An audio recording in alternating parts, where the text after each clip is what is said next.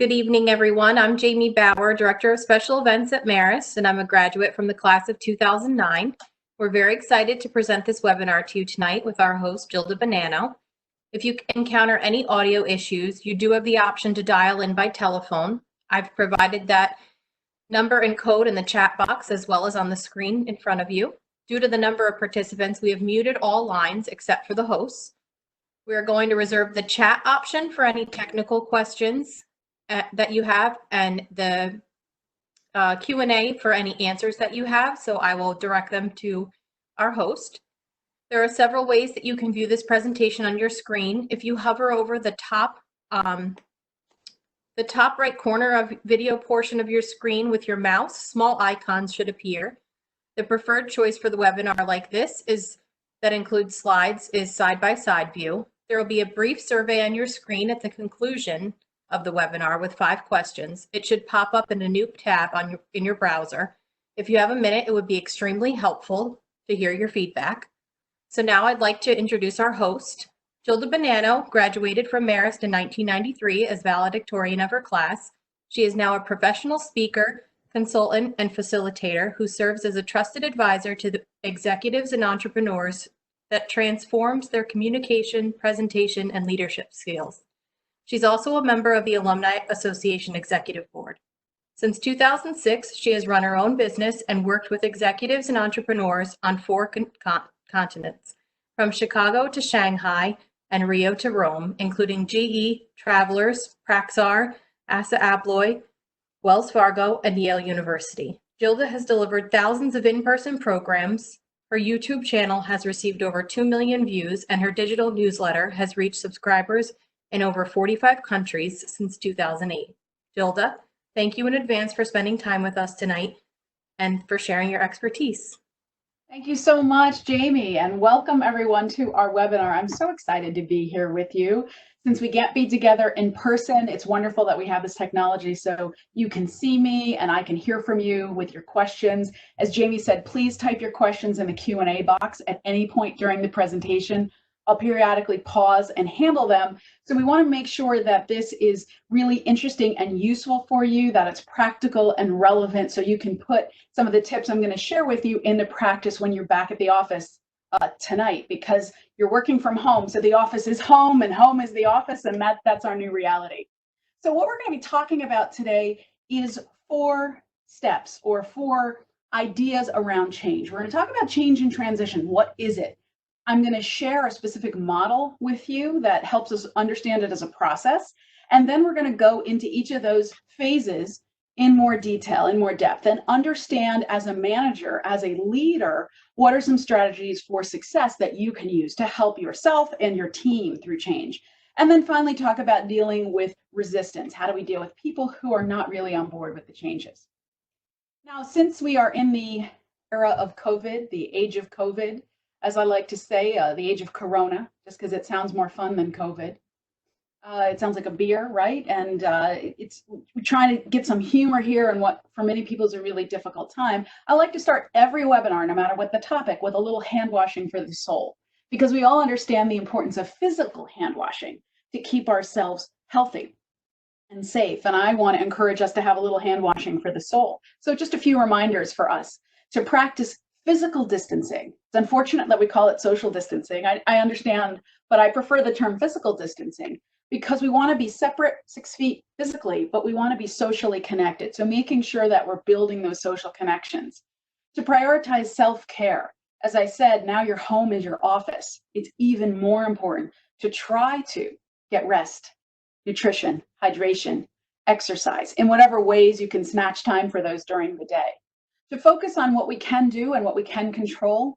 Often that's small steps that we can take. We can't control this virus. We can do our part to help, but we can't control everything. And we have to focus on the small steps that we can take. To practice gratitude, to be grateful. If you're watching this tonight, you have a computer, you have a good internet connection, you're a Marist alum, you have a community that cares about you.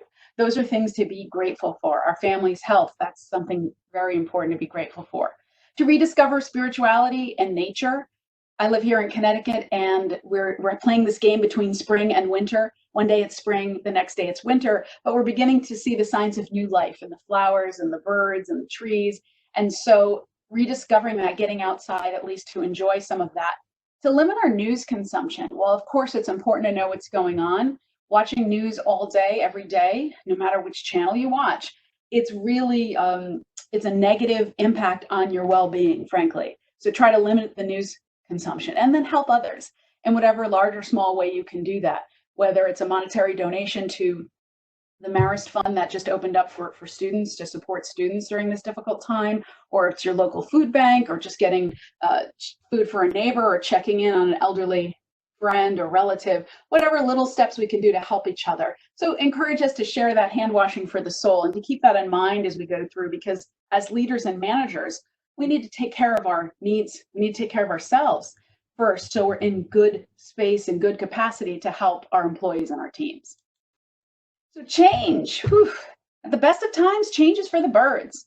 Many people think this. I've been teaching change for as long as I've had my business, and even before when I was in corporate. And I find that some people love change and are excited and thrilled by it. And other people say, no, it's for the birds. I prefer we didn't have any change. So if we think about change, I would normally, if we were in person, I would go around the room and ask what examples of change you've gone through. And when we talk about change, it could be planned or unplanned. It could be a positive or a negative, and it could be proactive or reactive. So some examples personally might be, you get married, you move, you get divorced, you have a loved one pass away, you have a new baby, your children go away and leave to go to college, back in the days when you actually left the house to go to college. So you might have an empty nest. So some of those changes are positive, some are negative, some planned, unplanned, but it's change nonetheless. Professional changes could include a new role. Maybe there's a reorg of your unit or department. Your company is part of a merger or acquisition. So you get bought, you get sold, you buy another company. Maybe you go through layoffs, or you have a new boss, or you get relocated or promoted, or your company now has a new product, service, or territory. So these are all examples of change that we go through. And really, regardless of what the change is, the process we go through to process it is the same. So this is what is usual. Now, due to the coronavirus, almost everything has changed at the same time. So this is what makes this time more challenging, because in addition to everything else that we have as regular parts of our lives, we have major changes in how we work and how we study and how our family works and studies, on our travel, on seeing our extended family, on our vacation plans, on our finances, on our health, on our security, on our safety, on our recreation. I mean, the list goes on and on and on. I'm not telling you anything you don't know, but I'm highlighting that because of this situation that we're in, all these changes are now compounded by the fact it's happening at the same time. And certainly for the coronavirus changes, that is not something that was planned, and it's not something that we welcomed, right? These are negative, and these are not things that we expected. And so we're really reeling as a society trying to deal with that. And any of you who lead teams, lead organizations, whether it's a small work team, a project team, or a large company, or a large division, or a large nonprofit, or a small association, education, whatever it is, you're seeing your team members go through these changes as well. So our focus tonight is how can we best lead and manage change now and after Corona? Because there is life after Corona. I'm not going to say we're returning to life as usual, because I don't think that's going to happen anytime soon. But whatever our new reality is, we will have to still lead and manage change. We'll have reorgs and relocations and promotions and new products and things to handle. So we need to be able to understand this both today, but also looking at the big picture of change as an evergreen topic that as managers, we need to be able to handle as part of our skill set. So here's what I think sometimes organizations feel like. Just sit around the table and say, what if we don't change at all? And something magical just happens. That's not going to work so well, right? We can't just close our eyes and stick our heads in the sand and say things aren't going to change, because things have changed. I mean, think about it. In the past few weeks, you've gone from meeting in person to pretty much 100% virtual, whether that's Zoom or WebEx or the phone or more emails, more chat, whatever it is, now we're connected virtually. And that's a change that, many companies had resisted previously. Companies were resistant. We don't want employees work from home. We're not sure they can handle the freedom and that they're going to be as productive. And that has suddenly changed, right? So we can't just sit around the table and pretend that magic is going to save us, because it's not. All right, so let's get started with change and transition. Let's understand this 3-step process that we go through to manage this. William Bridges is one of the founders of this concept of change as a transition, is really focusing on the transition. So I've used his model, and I love this quote from him. It's not the changes that do you in, it's the transitions. Change is situational, the new site, the new boss, the new role. Transition is a psychological process people go through to come to terms with the new situation. So it's really the transitions that can do us in. So let's take a look at his human cycle of change. It has 3 stages. We start off with ending, so something has ended. And then we have new beginnings, something new starts. And in the middle, we have the neutral zone. So let me talk about each of those. So when something ends, often there's shock and denial, right? People might experience these emotions that you see listed there. You might experience some, all, none of them.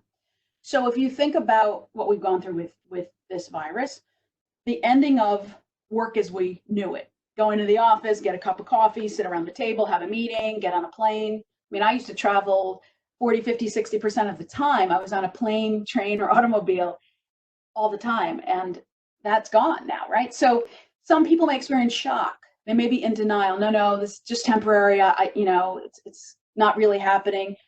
You have a sense of letting go. Sometimes you see people really paralyzed into inaction. They don't know what to do.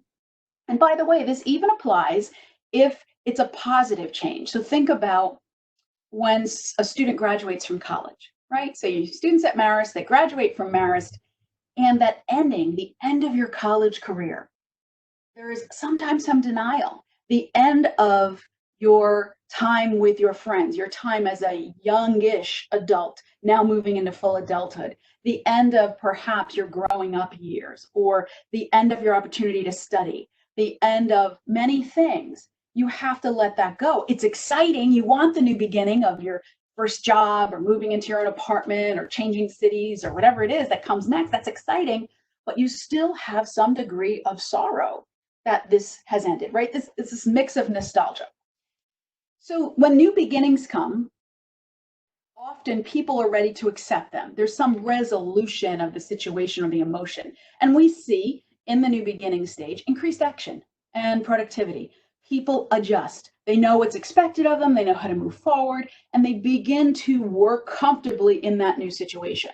So again, for our college student, in their first job, they're used to now the whole routine of going to work in the morning, perhaps, and living in their new apartment, negotiating their way through the new city. They're beginning to find their place. They're excited about it, right? So that's the new beginning. In between, we have this desert called the neutral zone. And this can often be a spot where we see confusion and anger, anxiety, negativity, where people are stuck. And we liken it to being in between trapezes, right? There's nothing to hold on to. So if you take a look at this picture, she's let go of the old, hasn't quite grabbed onto the new, and she's suspended in midair. And in the neutral zone, often it can feel like you're falling, like you are free falling through space. Another way to look at the neutral zone is technically she's flying. So the neutral zone can also be a time of great creativity and great opportunity. And as humans, we tend to go back and forth between that. We feel great, we feel terrible. We're excited, there is creativity happening here, or you know what, doom and gloom, the world's come to an end. And so this is not a process we go through from endings to new beginnings in a straight line. Often we go a little forward and we go a little back, and we go a little forward and we go a little back. And so it's not something that is a linear process. So a couple of things to remember about these phases. Change is inevitable. Transition is personal, and how we go through that transition depends on us. And we go through it at different speeds and in different ways. So you might have an employee who's full speed ahead with the new beginning, and somebody else who's stuck in the neutral zone. And there's nothing wrong with either of those people. It's a very personal way that we go through transition.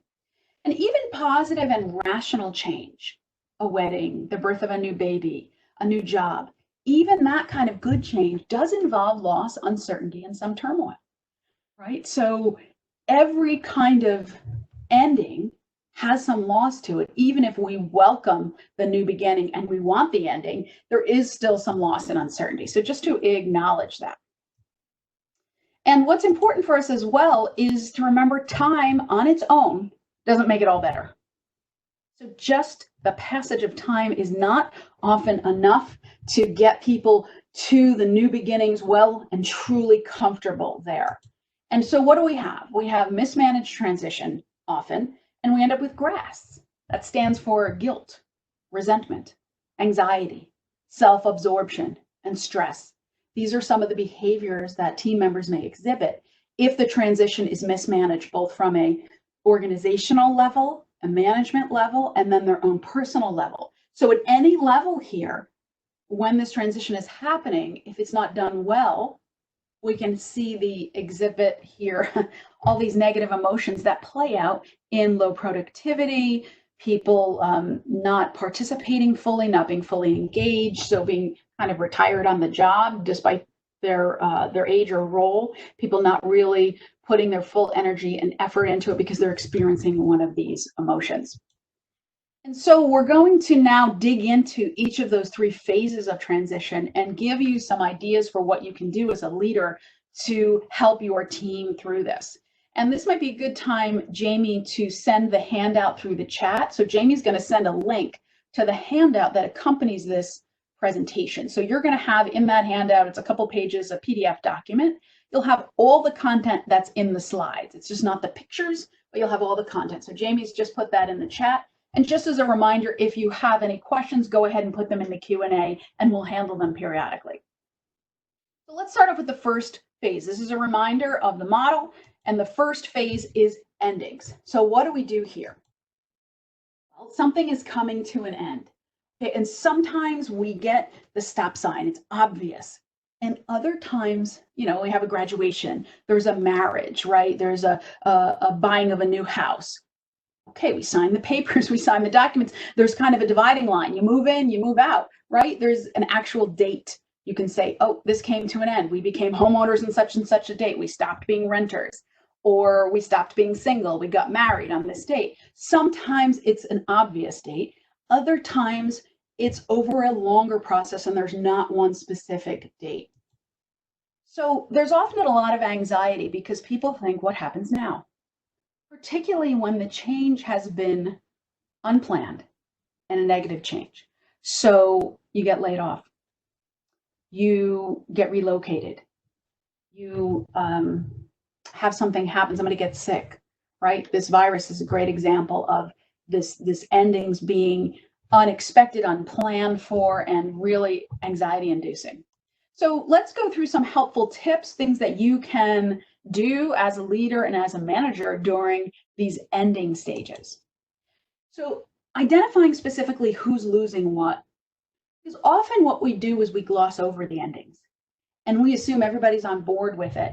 You know, everyone's on board with the reorg. Everybody's on board with the new way we're going to be doing work, or everyone's on board with this new product or service or process. But you have to realize that specifically people are losing something.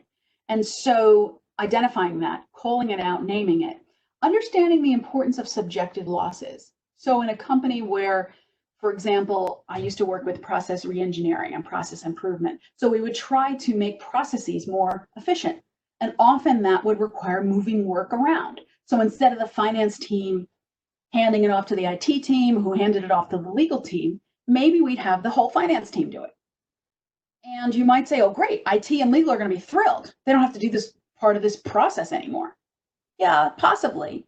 But some people in those teams may feel lost because they say, well, I liked doing that. I liked being the person who had final sign off, or I liked being the subject matter expert in that area. I liked being the contact person. So understand subjectively, even though as a group we're saying it's better, it's more efficient, subjectively, individually, people may feel some loss of autonomy, of some expertise, of some acknowledgement of what they contribute. Sometimes people will overreact. Expect it. Don't be surprised by it. Acknowledge their losses and accept signs of grieving. And we use this term grieving even when we're not talking about the serious losses of death and dying and illness, because there is grieving that people do when they lose something, right? They lose, particularly at work, when they lose autonomy or they lose certainty or they lose responsibility for something that they were proud of. There is grieving, and we see people going through the stages of grief. We see them in anger, we see them in denial, right? We see them in disengagement. So not to be surprised by that as a leader, particularly if you're the leader who's at the front of the charge saying, come on, this is going to be great. The new beginning is going to be wonderful. We're going to be in the new building. People say, well, I like the old building just fine. You know, we're gonna now, because of this, we're gonna have this new opportunity. And people are like, yeah, but I kind of like the old way better. So don't just charge forward and run right over those people. Acknowledge that some people are feeling some loss. Compensate for the losses. Now, I don't mean financially, right? Compensate for the loss, unless of course it's a layoff, then yes, compensate for the loss. But see if there's some way to make it up to people. Is there something that would make them happy? Define what's over and what isn't. Focus on, is there anything that hasn't changed? Mark the endings. So this is why we have rituals, right? Why in human life we have rituals. Certainly in our personal lives, we have wedding ceremonies, and we might have some ceremonies around birth. We might have some ceremonies around rites of passage, whether that's a religious bar mitzvah or confirmation, or if it's a secular coming of age party, a sweet 16 at 18, you know, whatever it is, we have rituals that help us to mark the ending. So I had a company that was moving buildings, and they were moving into a beautiful new building, and it was, you know, bright and shiny and large and spacious, but people had been in the old building for many, many years. And even though it was creaky and dark and old, they liked it. They were used to it. And so what they did the final few days is they went around and they took pictures and they took videos of the old building. And they did a couple of quick on-camera interviews, say, you know, Sally, what did you love the most about this place? Oh, I loved that I was next to my team, or I loved, you know, that I could walk, I don't know, to the park, or whatever it is. And so they put together kind of a memorial video.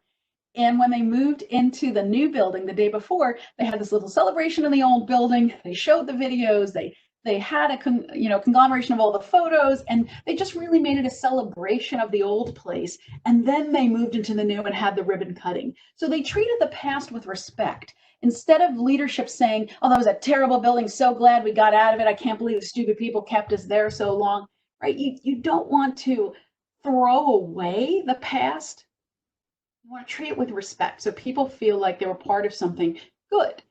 And then show how endings ensure the continuity of what really matters. And this is a tough one because you're trying to share that, okay, just because we moved into the new building doesn't mean we lost our sense of community.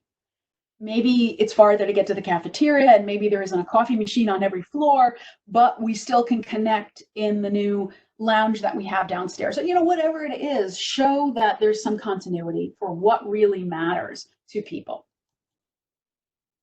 There's another great idea. What if, and I know this sounds kooky, we communicated with the employees? And this is the biggest mistake I see companies make when they go through change. They under-communicate.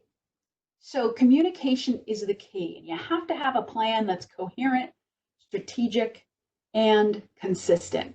So when you're going through a change, you got to get a plan together, and you have to communicate, because often you're just expecting people to, by osmosis, understand what's going on. Particularly in a large organization with a lot of different departments, a lot of different moving parts.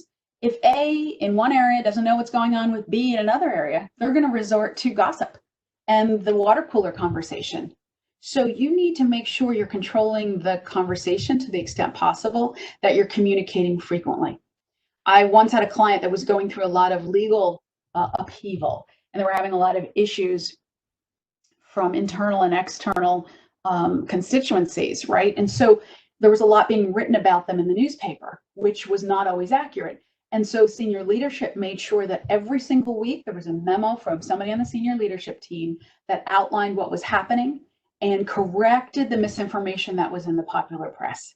So in the absence of that, people would just believe what they read in the news or what they hear in the grocery store, back when we could go to the grocery store, and they weren't able to do their jobs. Instead, they knew every Monday morning, somebody in the leadership team would send them a memo that would say, hey folks, here's what's going on. You may have heard this, that's not true, here's what's really true. And so they built a cycle of trust, or a circle of trust, over time. So communication is key. And the time to put that plan together is now. So many companies during this COVID crisis were caught without any kind of communication plan, right? Any good crisis communications expert will tell you the time to do the plan is when the sun is shining and everything is beautiful, not when the building's on fire. And so how do you put together a plan that makes sure you think of all these eventualities? Well, eventualities are here. So in the heat of the moment now, you have to put together that plan. But there's no such thing as over communication, particularly in a time of great change when things are changing daily. And also remember, when you're dealing with endings, that words have power, and how you talk about things matters, particularly when people look to you as a leader. And regardless of your title, if people watch you and listen to you and say, that's what's going on around here, that's the truth, then you're a leader. So how you speak about things, the negative or positive energy you bring to that change, really does make a difference. So be mindful of the language you use to talk about some of these changes. So are you victim focused? Are you focused on this change is happening to us and we're suffering? Or are you focused on, okay, this has happened, how are we going to deal with it? There's a real difference in emotional content for those words that you choose. All right, let's go into phase 2. And I see we've got a question in here. So let me handle that right now before we get into the neutral zone. What's the best way to gather open and honest feedback from those affected, either during the decision making or as the change is being implemented? This is a great question. You do want the open and honest feedback, and a lot of it depends on what you did before this happened. So if you've done employee surveys before, and as a result of those surveys, you've done absolutely nothing, an employee survey will no longer yield you any usable information. Or people might just tell you what you want to hear, particularly if they think you're tracking the information and they don't trust you.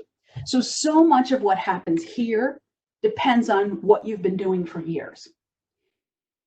If the company is small enough and you're able to get out among people, in the old days that meant eating in the employee cafeteria and wandering down the hall and management by walking around, it would be great if you had built up trust where people could tell you the truth. Often I'm afraid that leaders don't have that though. They have yes people around them who, not because they're evil, but because these people want to support the leader and they're afraid of getting axed or pushed out of the way. They tell the leader what they think the leader wants to hear.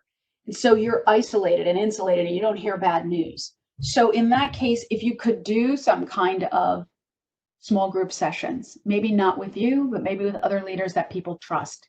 If you had a way for people to truly anonymously contribute information, and if you're tracking their IP address and they're on a company computer, I don't think they're going to think it's anonymous. So thinking about different ways that people can, maybe on their phones, fill out a survey or fill out some information and share that with you. And they need to see what you do with that information. The worst thing is for you to do nothing. And the second worst thing is for you to overreact to that information and smack down people for having complained or said something negative. So really you need to think about and ask, you should have employee groups in place already. Many larger organizations already have employee resource groups of, women in the workforce or African Americans in the workforce or MBAs or engineers or whatever it is. Use those groups that are already existing and those leaders and see if you can that way gather open and honest feedback. Because you're right, otherwise it's one-way communication and that's not helpful. You have to start there. But then if you say to people, oh, feel free to drop me a note.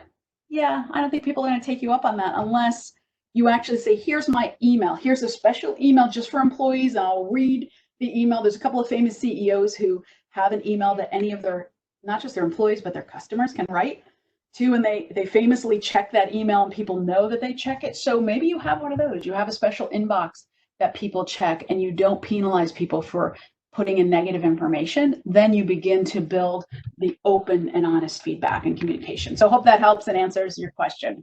Keep the questions coming. All right, so you're in the neutral zone. Remember, this is our falling or flying zone. This is, depending on your perspective, it feels great one day and exciting and horrible the next day. Because it often feels like the emotions you see on the screen, and most of them are negative, but there is actually, let's see here, right, an emotion. Okay, we're going ahead, we're going to the panic and calm, but the emotions here are listed, many of them are negative because this is like the shift is happening. So back when companies were first starting to work from home slowly, and the states were closing slowly, and here in Connecticut, we were in the first because like New York, our neighboring state, we were really hard hit. So we closed pretty early. But figuring that out, what's that going to be like? How do you actually work from home? What if two people in the home are working from home and now the school's suddenly closed? And now the children have to do work from home and my college student is coming home. And I guess it's great the family's together, but how many computers are we going to have? You know, that is the neutral zone. So one minute you think, we got this. And the next minute you're like, I hate this.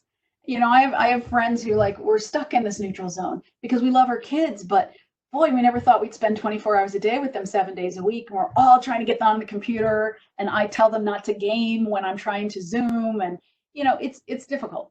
So understanding and acknowledging we're in the neutral zone, just naming it, just saying that to the team or the family, folks, we're going to be in the neutral zone for a little while. We quite haven't figured out the new beginning. So it's okay to feel this. It's okay to be confused and scared right now. Just giving people permission.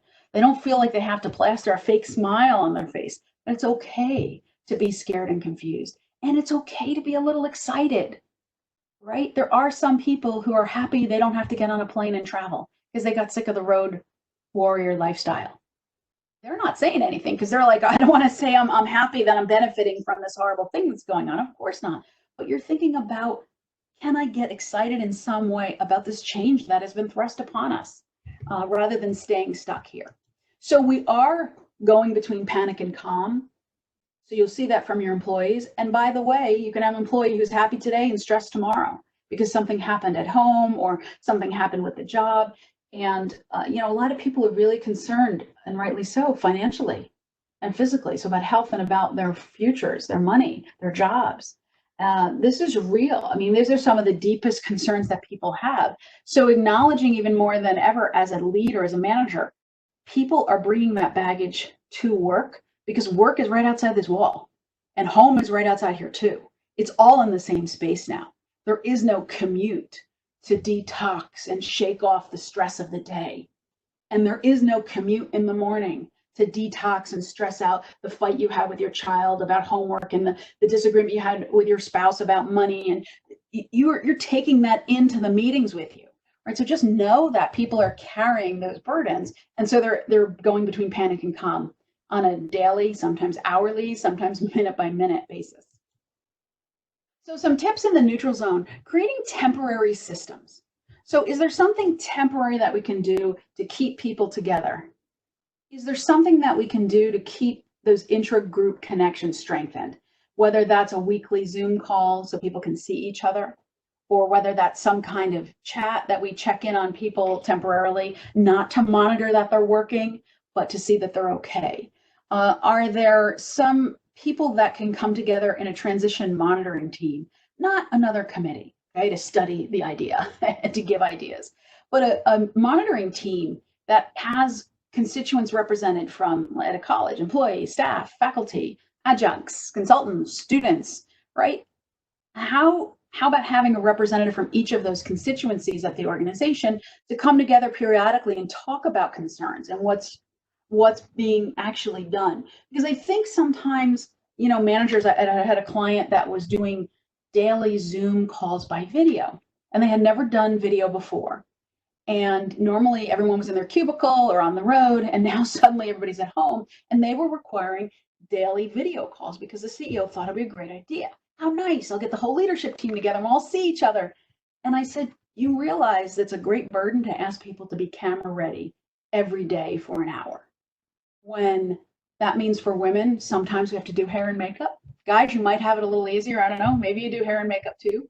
but you have to get dressed, get ready. You've got to be in the part of the house that's quiet, that has the computer and maybe has internet that's a little bit more solid. Maybe you're near the modem and you're hardwired in. You realize how difficult that is for people.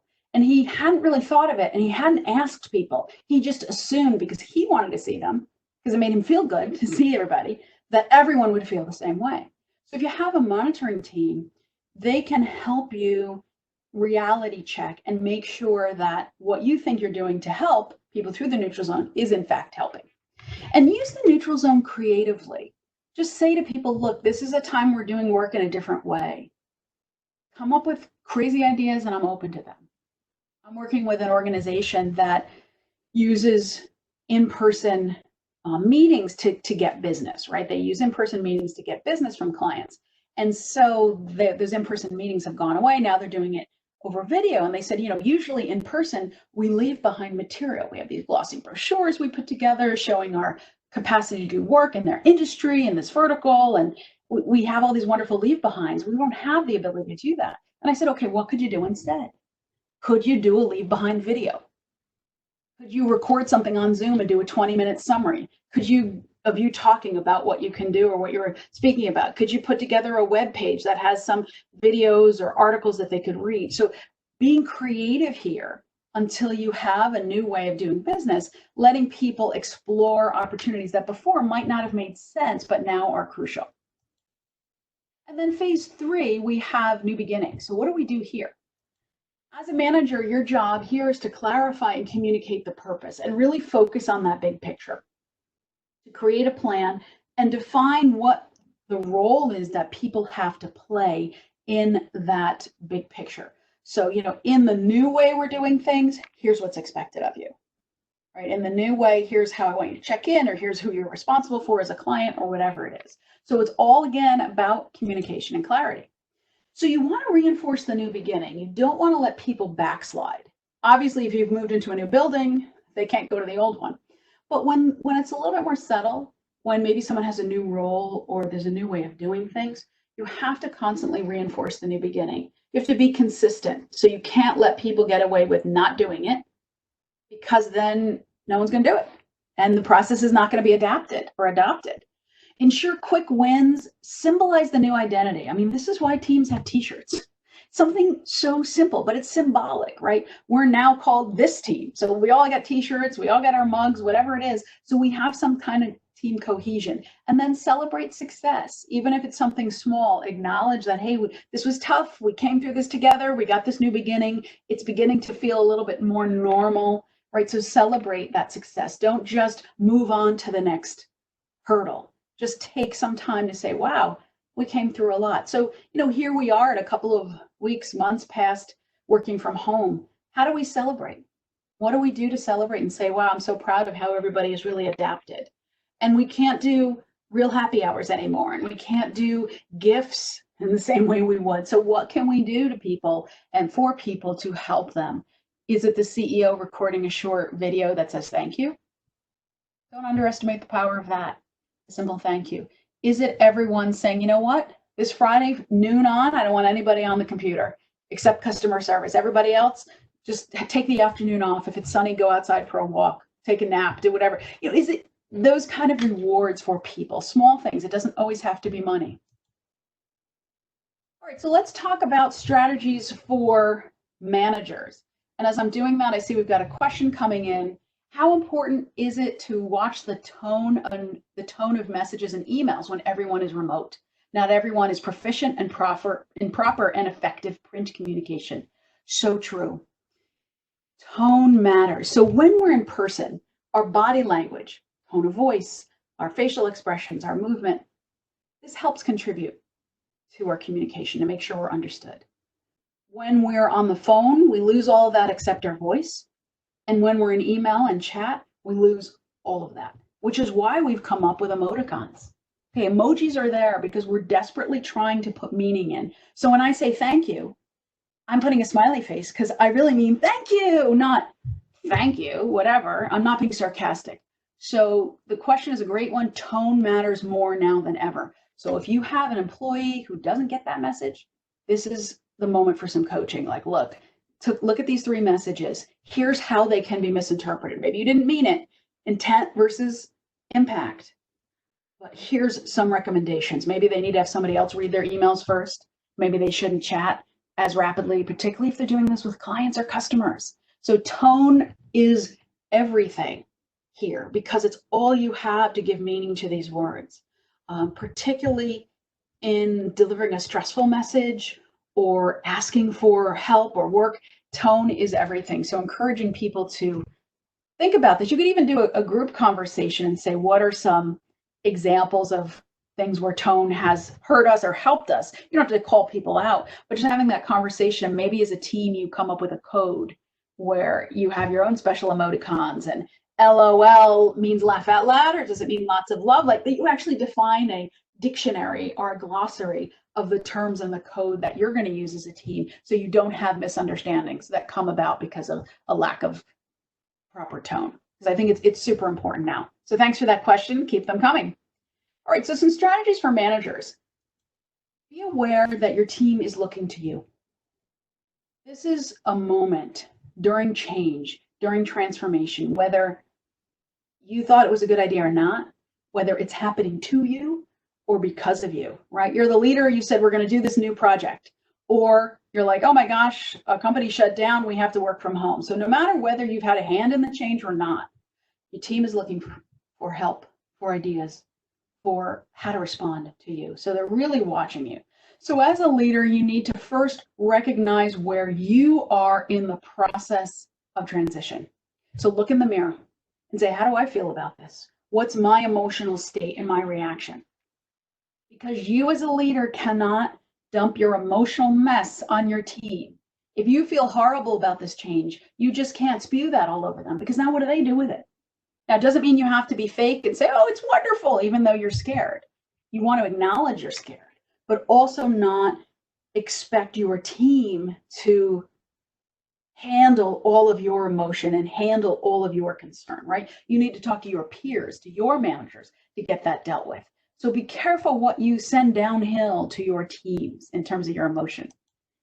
So in this cycle of change, if you're a manager, during endings, you need to provide direction, set expectations, and provide feedback. So keep a tighter feedback loop. So if you set a new expectation, this is what I want you to get done, this is how I need you to operate, this is what I want you to do.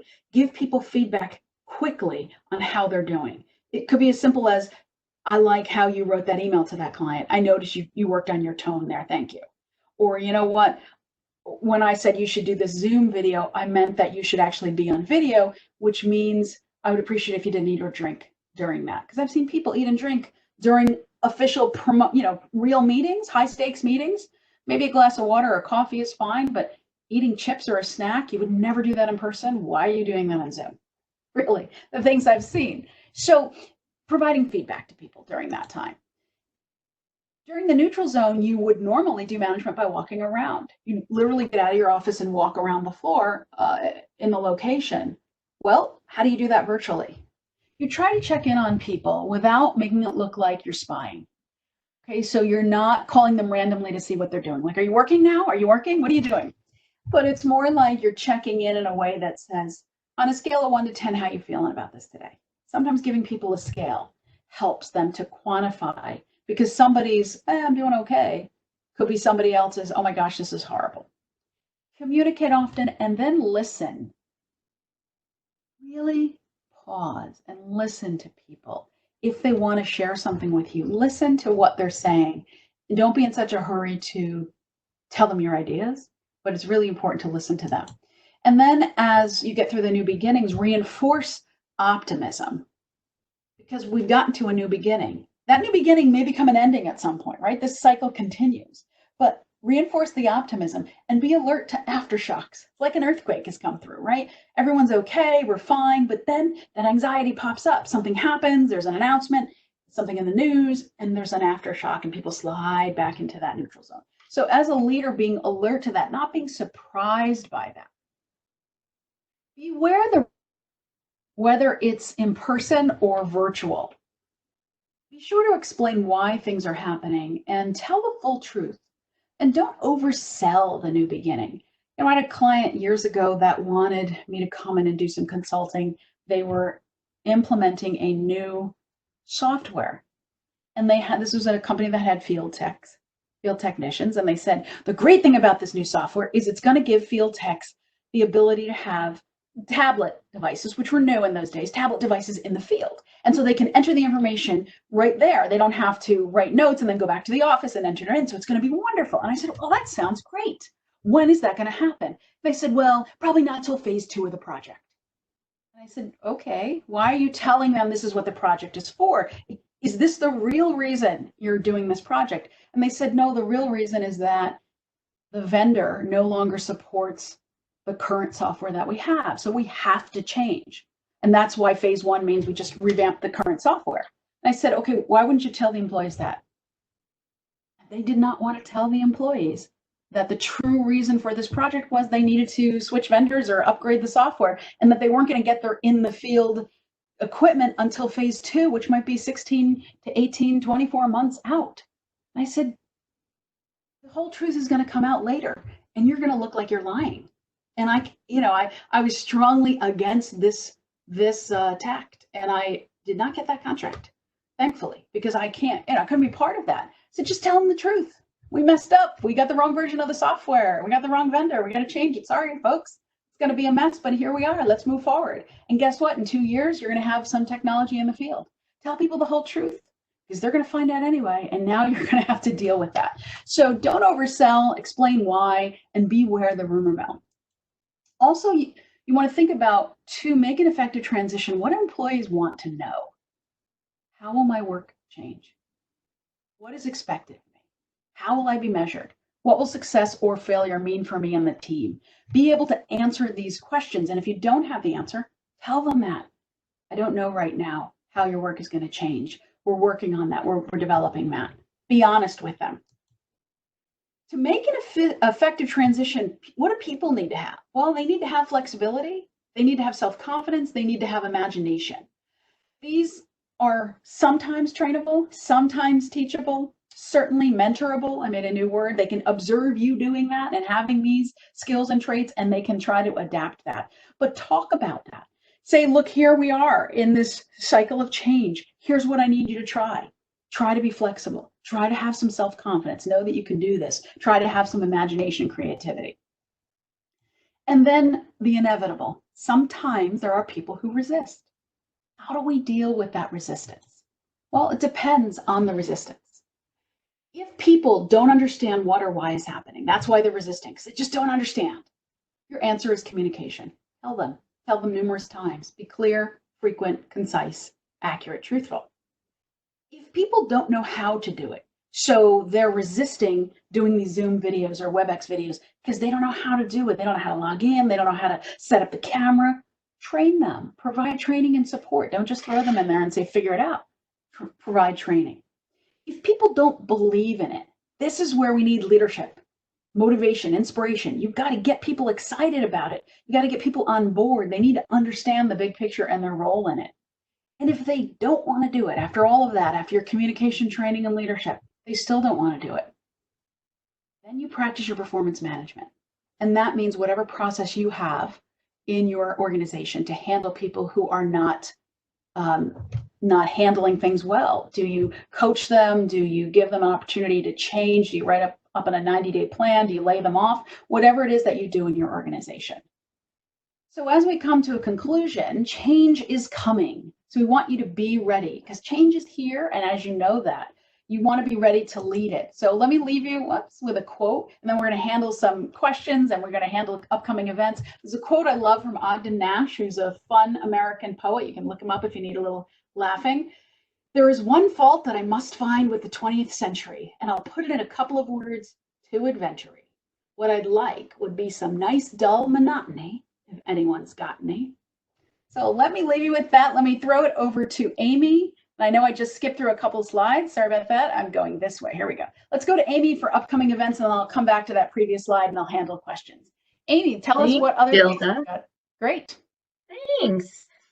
Hopefully everyone on the call, because I think it's mostly Marist folks and alumni, received an email this week about upcoming events. We have been sending those out weekly. We also have been posting recordings of all webinars like these on our website. So when I'm done speaking, I'll post that in the chat box, the link, which also links to our YouTube channel, which is housing all of the webinars. So we did have one previous from Gilda. She actually kicked off our work from home series and had our first webinar back in early April. So that's available on our YouTube channel. So coming up next week, we do have a webinar with another Marist grad, Stan Phelps, on the 20th. Pub Trivia, which is very popular. It's every other Thursday. It's held later in the evening at 8:30 p.m., which is super popular, is on May 21st. And then we're going to start a new series. So this is the first time I'm announcing this. A lot of School of Management graduates know Dr. Helen Rothberg, School of Management, Professor of Strategy. She is going to host a small series for us, maybe 6, maybe 8. We're not sure. It depends how many topics we come up with. It will be called Wednesday Wisdom Live with Dr. Helen Rothberg. It'll be kind of a motivational, short, 15 to 20 minutes, depending on questions. They won't be long. So keep tuned for that. We'll post something about it. So those are the 3 on the left. And then on the right, what those 2 images are from, we do a podcast called Marist Connections, if you don't already know. We started this long before the pandemic. So the newest episode was released last week. It features 2 of our theater graduates. They have worked in the theater industry their entire careers. And then underneath, that's a picture of their most recent book from our virtual book club. So we also had a book club before the pandemic started too, which I know a lot of colleges are starting now, but we've had one for a little while now, and that was our last book, Maybe You Should Talk to Someone by Lori Gottlieb. She was actually featured on CBS Sunday Morning this past weekend. That book finished up, and new selections will be starting soon. So that's that information is all available on our website. And I did want to mention also, the alumni on call should have received an email this past week from the advancement team with a really neat video announcing the start of an emergency fund for our students. So I will post that link in the chat box as well if you haven't seen that video, but I did want to call attention to that. So thanks, Gilda. Thanks, Amy. And I saw that video and I've made my donation to the emergency fund, and I encourage all of you, if you're able to do, every bit counts and helps our students. So thank you for your generosity for that.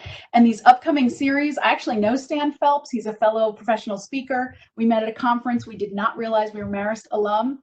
It was so fun to realize that. So he's going to do a great job with that presentation. And of course, Dr. Helen Rothberg, love her, met her, have her book, and I think you really enjoy that. So the team has really worked hard, as you all know, behind the scenes to make all of this happen in a hurry, to put all this together and to really provide programming that's helpful and valuable. So a shout out to Amy, and I know Chris is on the call, and the entire team. I don't want to list them by name because I don't want to forget anybody, but they're all here and they've done such a tremendous job.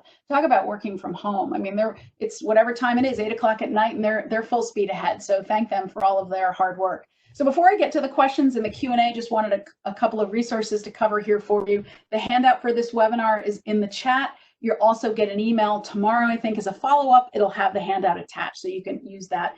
If you'd like to get leadership and communication skills tips from my newsletter, just text Confidence 2020 to the number that you see there on the screen. So you'll get the email newsletter with tips about being a better communicator, including how to do that over video.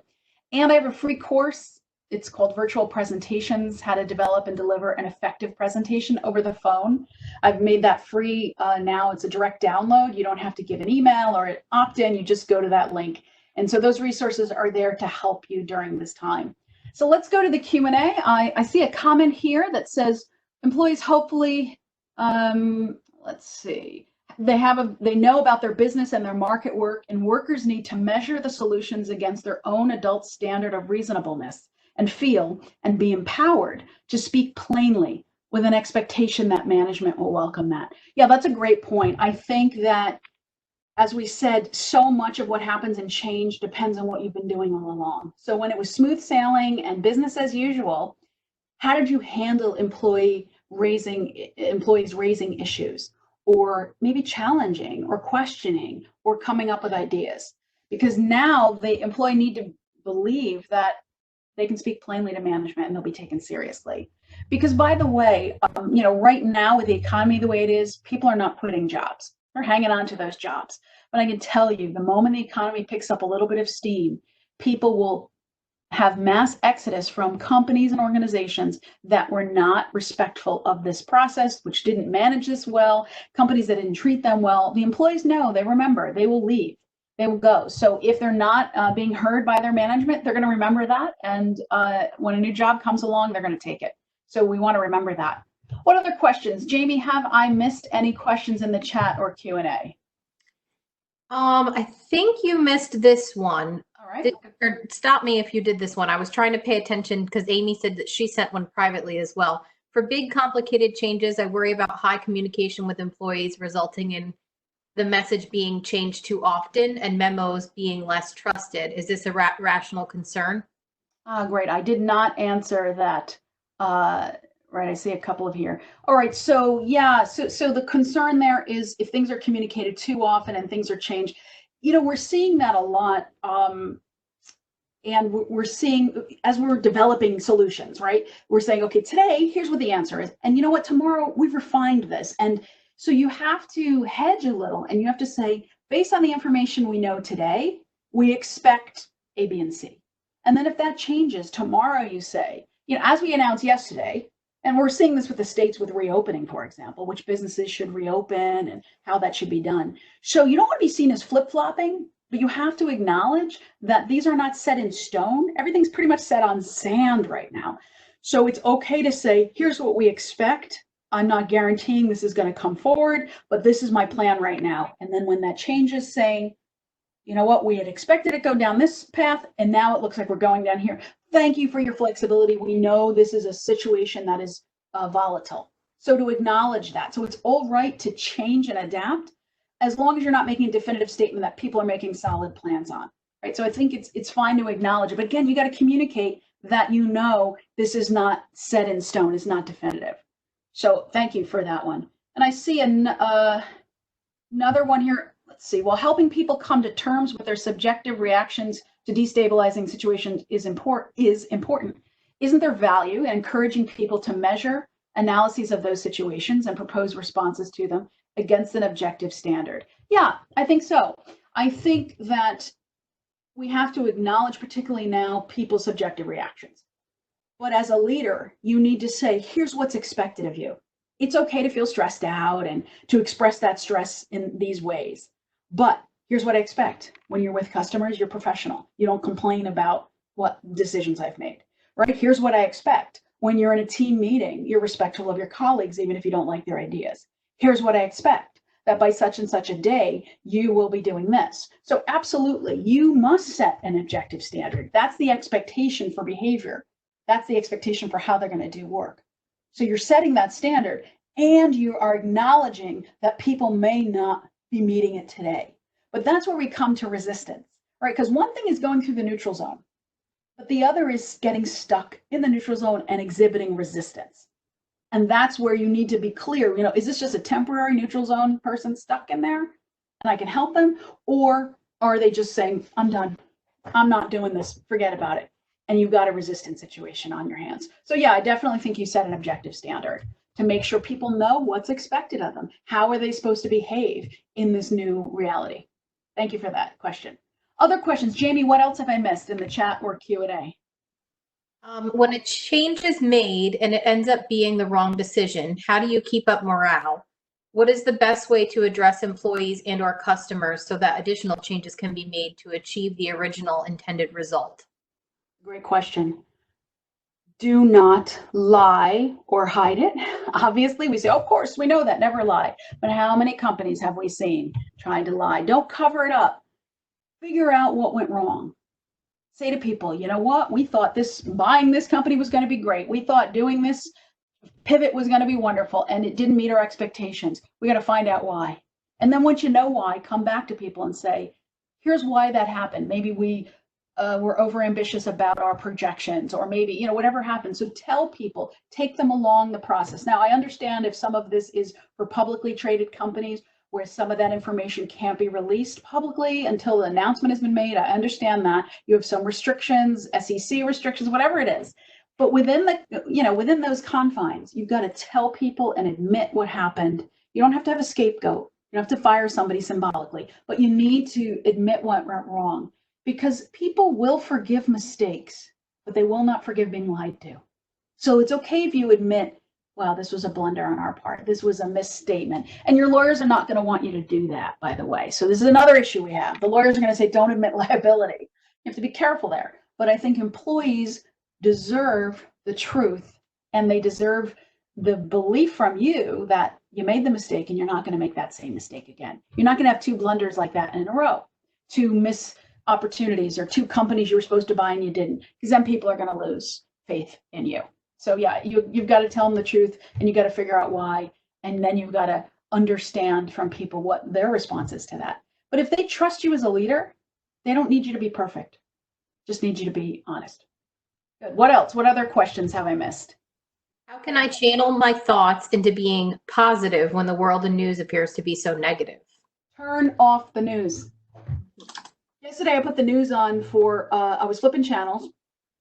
I actually got rid of my cable because I don't want to watch the news, but I had YouTube and I have other things. So I watched 5 minutes of a national broadcast. I'm not going to tell you what network because it doesn't matter. And it was, the world is ending, the economy's in the tank, it was horrible. And I had to turn it off because I talked to 3 clients yesterday, and all 3 of them said, business is booming. We have a lot of work. We're moving ahead. Our people are with us. Our customers are paying us. Things are okay. So you got to think, who am I listening to? And both realities are true, by the way. There are people truly suffering, but I can only take so much. So turn off the news, monitor your self-talk, monitor what you're telling yourself, reach out to people and give help. Practice hand washing for the soul so you get centered and positive. So it doesn't mean you have to ignore all the pain and suffering that's going on in the world, but know your own tolerance for it and understand for every negative news story, there's also a positive news story.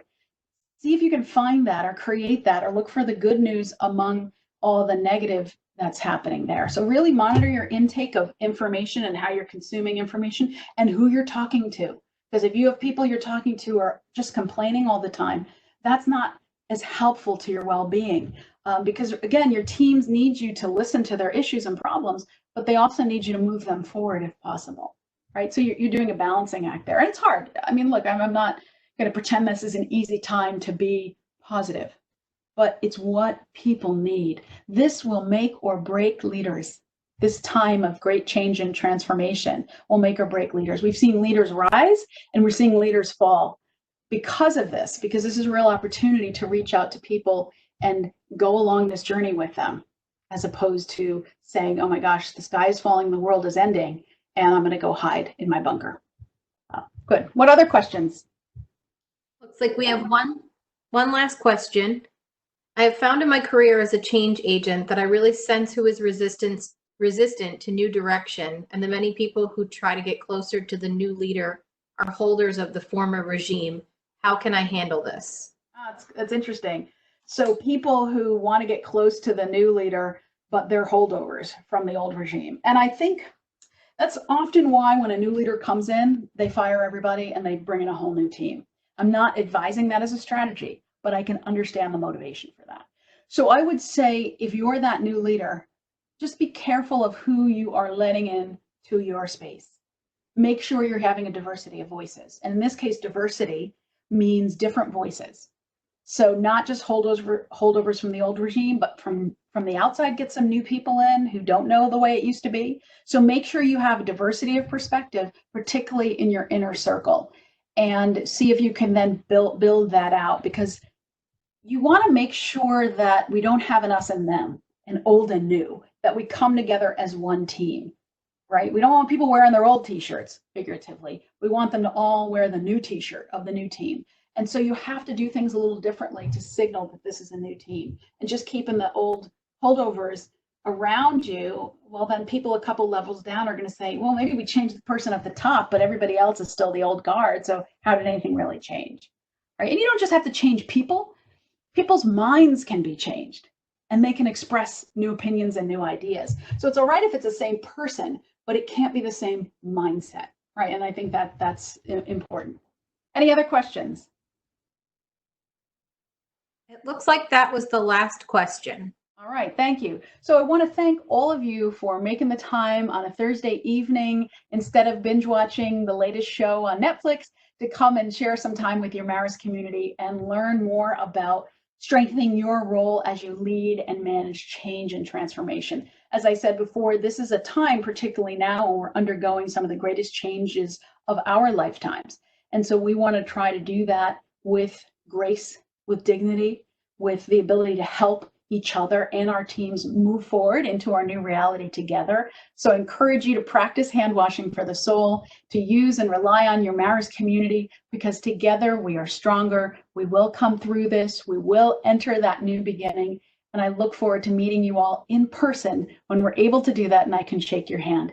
In the meantime, stay strong, Red Foxes, and we'll talk to you again soon. Thanks, everybody.